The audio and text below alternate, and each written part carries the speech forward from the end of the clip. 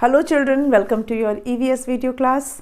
Children, in EVS we are doing chapter number 15 and I hope you all are watching the videos regularly and you're clearing the doubts also.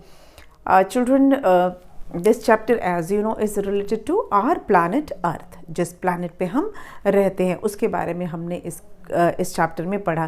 क्या पढ़ा? इसके structure के बारे में पढ़ा कि हमारा जो अर्थ है वो किससे बना है, जो अर्थ का सरफेस है वो किससे बना है, लैंड एंड वाटर से बना है।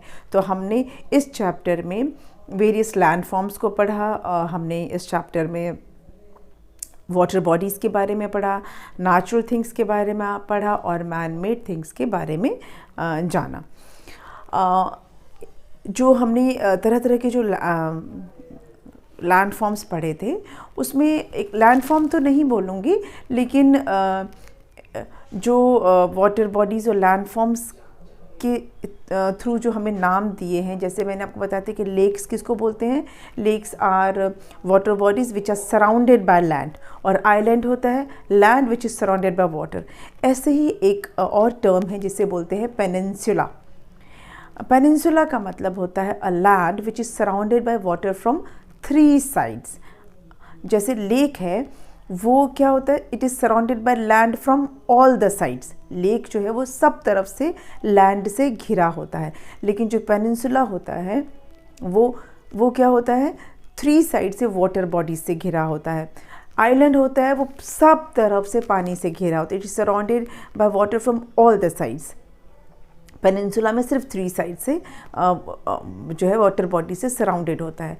और इंडिया का जो पेनिनसुला है, इंडियन पेनिनसुला जो है वो इंडिया का जो अगर आप मैप देखेंगे तो उसका जो सदर्न पार्ट है वो पेनिनसुला है। एक साइड उस इंडिया के जो है वो अरेबियन सी है, मतलब एक वाटर बॉडी हो गया। साउथ में इंडियन ओशन है, मतलब दूसरा वाटर बॉडी हो गया। और ईस्ट में बे ऑफ बंगाल है, वो भी एक वाटर बॉडी हो गया। तो 3 साइड से वाटर बॉडी से घिरा है, तो ये क्या हो गया, एक पेनिनसुला हो गया। इसके अलावा आपके चैप्टर में कुछ एक चीज़ें हैं जो मुझे मेंशन करनी है। हालांकि हमको क्वेश्चन इस चैप्टर की एक्सरसाइज भी स्टार्ट करना है, लेकिन जो इम्पोर्टेंट फैक्ट्स हैं वो तो बताना ही है। जैसे इसमें बताया गया है कि अर्थ हैज़ अ डायामीटर ऑफ रफली 13,000 किलोमीटर्स। नाउ चिल्ड्रन, आपके लिए एक नया टर्म है डायामीटर। इस चैप्टर अभी जो सेंटेंस है डिड यू नो का कि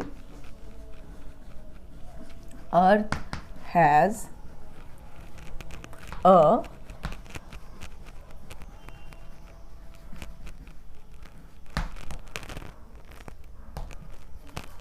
diameter of roughly 13,000 किलोमीटर। अब ये जो डायमीटर जो है ना, अगर आप सोचोगे कि ये तो लिख तो दिया है, एक फैक्ट बताया है कि अर्थ का डायमीटर 13,000 किलोमीटर होता है, लेकिन डायमीटर होता क्या है? तो जैसा मैंने आपको बताया था कि हमने माना हुआ है कि अर्थ का शेप एक स्फेयर के जैसे, एक बॉल के जैसे है। तो बॉल का एक सेंटर भी होगा, ठीक है। तो हम ऐसा सिर्फ सर्कल के पॉइंट ऑफ व्यू से आप पहले देखें तो सर्कल के सेंटर से लेके जो लास्ट को टच करते हैं ना, इसको हम बोलते हैं रेडियस। क्या बोलते हैं? मैथ्स में बोला जाता है इसको रेडियस। जब आप सीनियर क्लास में जाएंगे ना तब इसको पढ़ेंगे। तो डायमीटर क्या होता है, मतलब वन एंड से लेकर दूसरे एंड तक, यहाँ वन एंड से लेके दूसरे एंड तक जो हो गया वो हो गया डायमीटर। और ये ज़रूरी नहीं कि मैं यहाँ से यहाँ ही करूँ, मतलब बताना ये ज़रूरी है कि जो सेंटर है ना उसका टच होना ज़रूरी है। यहाँ से लेकर यहाँ तक भी डायमीटर ही है, इसको भी डायमीटर ही बोलेंगे। डायमीटर में सेंटर का आना ज़रूरी होता है। अगर आप यहाँ से इस सरफेस से इस एज को छुएंगे तो ये डायमीटर नहीं होगा, it will not be diameter. क्यों? क्योंकि इसमें सेंटर नहीं है, ठीक है। ये जो लाइन है इसमें सेंटर नहीं है। डायमीटर में सेंटर का होना ज़रूरी है, मतलब किसी भी वन एंड से लेकर दूसरे एंड तक, इसको बोलते हैं डायमीटर, ठीक है। एक एंड से दूसरे एंड तक including circle, including centre, one and से लेके दूसरे एंड तक इंक्लूडिंग सेंटर को मिलाते हुए उसको बोलते हैं डायमीटर। तो मान लो कि ये हमारा अर्थ है ठीक है। तो इसका जो डायमीटर है, मतलब एक तो हम पहले इसका एक सेंटर मान लेते हैं इमेजिनरी, तो या एक एंड से लेके दूसरे एंड तक जो है वो कितना है, 13,000 किलोमीटर है। ठीक है, अर्थ का डायमीटर 13,000 किलोमीटर है।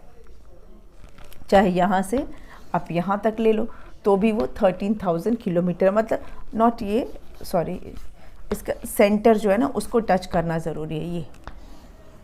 तो ये क्या है, यहाँ से यहाँ तक 13,000 किलोमीटर है। वन एंड से दूसरे एंड तक including centre is 13,000 kilometre. This is called diameter of the earth. तो 13,000 किलोमीटर के बराबर है।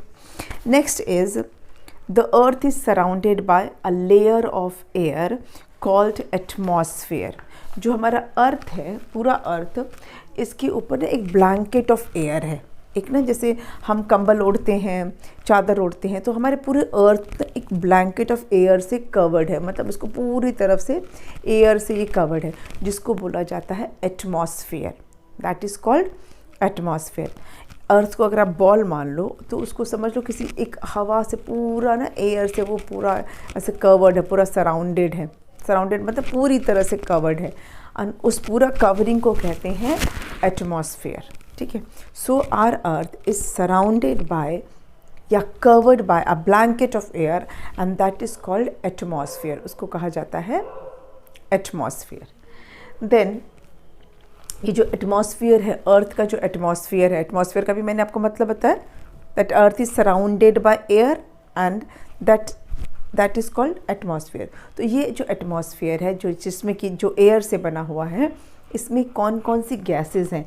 इसमें कई तरह की गैस हैं, जैसे कि कार्बन डाइऑक्साइड है, नाइट्रोजन है, ऑक्सीजन है, हीलियम है, आर्गन है, और भी डस्ट पार्टिकल्स हैं, स्मोक है। अर्थ का जो एटमॉस्फेयर है वो किससे बना है? उसमें कौन कौन सी गैसेस हैं? Nitrogen, oxygen, carbon dioxide, helium, argon and other gases including dust particles and water vapor.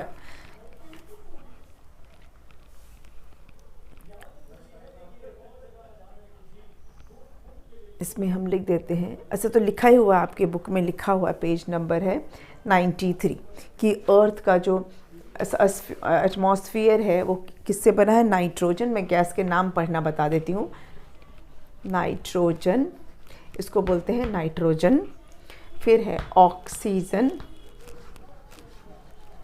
फिर है carbon dioxide,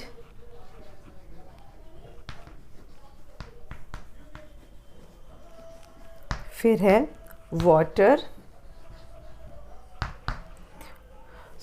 vapour and small amount of other gases.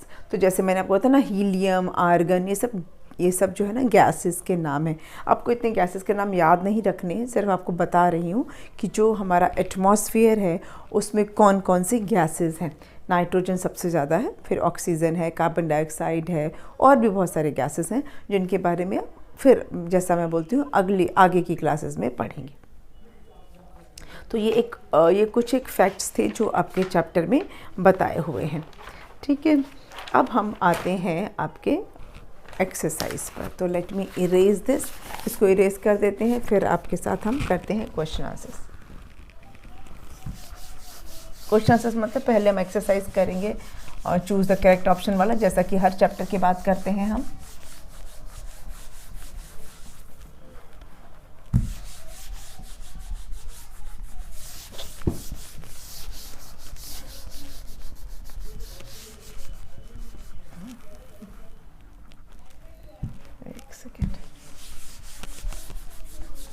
Okay,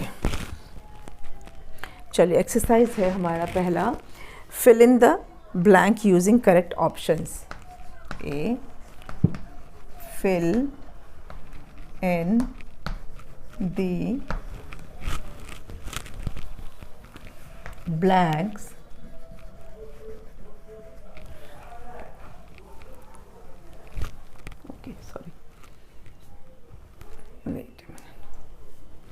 fill in the blanks using correct option. This is the exercise A of your this chapter. चलिए मैं आपके first question हम लिख लेते हैं. First sentence, earth has a diameter of रफली, जो मैंने अभी जस्ट एक्सप्लेन किया था, it is related to that only. First one is earth has a diameter of roughly blank. Earth का डायमीटर क्या है, अभी जस्ट मैंने आपको एक्सप्लेन किया था. ऑप्शन है हमारे पास 34210 किलोमीटर. ऑप्शन बी है 12,000 किलोमीटर. ऑप्शन सी है 13,250 किलोमीटर एंड ऑप्शन डी है 13,000 kilometre. So the correct option is 13,000 kilometre. Option is 13,000 kilometre. Number 2, the earth is surrounded by a layer of air known as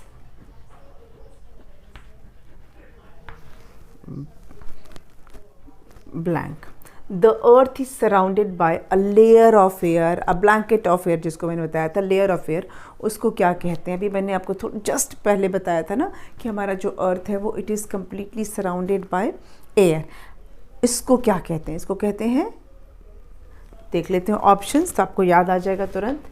पहला है hills, no. दूसरा है oxygen, no. फिर है ATMOSPHERE. Is it? Yes, उसको बोलते हैं एटमॉस्फेयर. जो ऑप्शन डी है वो है nitrogen, which is again wrong. So answer is atmosphere.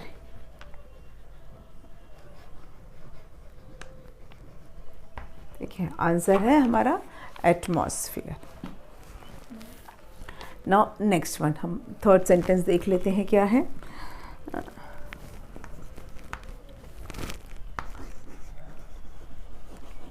Earth's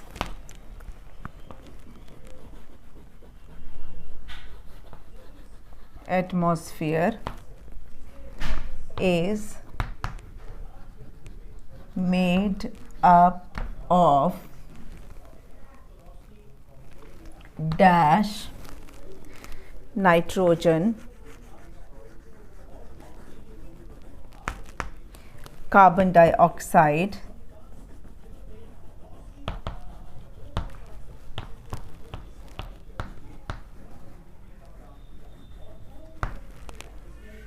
and other gases. And other gases. ठीक है. Earth's atmosphere is made up of blank, nitrogen, carbon dioxide and other gases. तो आपको अब options देखने हैं. इसमें ऑप्शंस क्या दिए हुए हैं, तो अब यहाँ पे मैं छोटा छोटा लिखूँगी ताकि आपको सारे ऑप्शंस देखते हैं. यहाँ पे ऑप्शन में लिखा हुआ है बोरॉन, BORON. आई होप ये आपको क्लियर हो रहा है. छोटा छोटा आ रहा है लेकिन थोड़ा सा हम इसको ऐसे रखेंगे तो मे बी दिख जाए आपको. Yes, okay. Now you can see. B है हमारा नियॉन, सी है oxygen, OXYGEN oxygen, and D है हाइड्रोजन, HYDROGEN. तो आंसर क्या होगा? Earth atmosphere is made up of oxygen. तो हमें यहाँ पर लिखना है oxygen. Let me write OXYGEN। Earth's atmosphere is made up of oxygen, nitrogen, carbon dioxide and other gases। तो ये हो गया आपका choose the correct option, fill in the blanks using correct option. First exercise हमने complete कर ली। इसे आप बुक में करेंगे, फिर उसके बाद कॉपी में करेंगे। राइटिंग प्रैक्टिस बहुत ही ज़्यादा ज़रूरी है। अब हमारे पास बचा है exercise B, C and D। B, C and D and that we will do in the next video। आज के वीडियो को यहीं पे बंद करेंगे और मिलेंगे नेक्स्ट वीडियो में, ठीक है? Thank you.